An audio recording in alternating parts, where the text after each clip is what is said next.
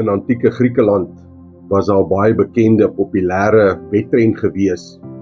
Hulle het dit die torch race genoem. En wat gebeur het is, elkeen het 'n fakkel gekry wat aan die brand gesteek is, en jy moes so gou as moontlik met hierdie brandende fakkel oor die wenstreep kom.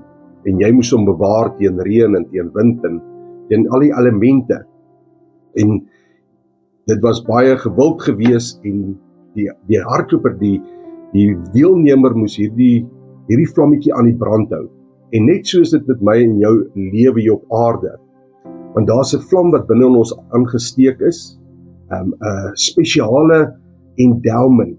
2 Timoteus 1 vers 6 sê in die Amplified, sê Paulus vir Timoteus, hy sê, that is why I remind you to fan into flame the gracious gift of God, that inner fire, the special endowment, which is in you through the laying on of my hands. En ek en jy het 'n spesiale vlam in ons binneste. En dit is nie iets wat ek en jy kan doen nie. Dit is vir ons geskenk, dis my en vir jou gegee. En in hierdie laaste dae het ons die vlam van die Heilige Gees nodig. In ons gemeente het ons die afgelope klomp weke het die Gees van die Here net neergedaal op ons, en ons is so dankbaar daarvoor.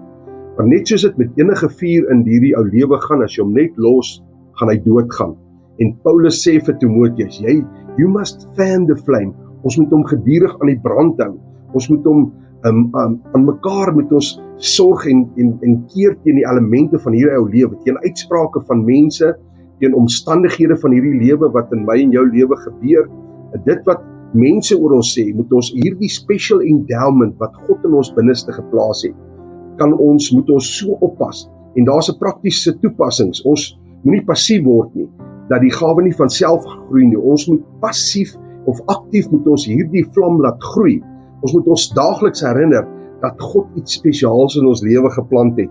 En dan moet ons hierdie vuur aanblaas deur geloof, dit in geloof uit te oefen en uit te leef.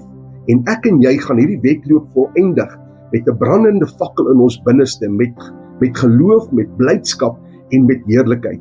Fan the flame, guard your flame. Dit is die belangrikste teen die aanslag van die vyand, teen omstandighede, en jy gaan die eindpunt sien.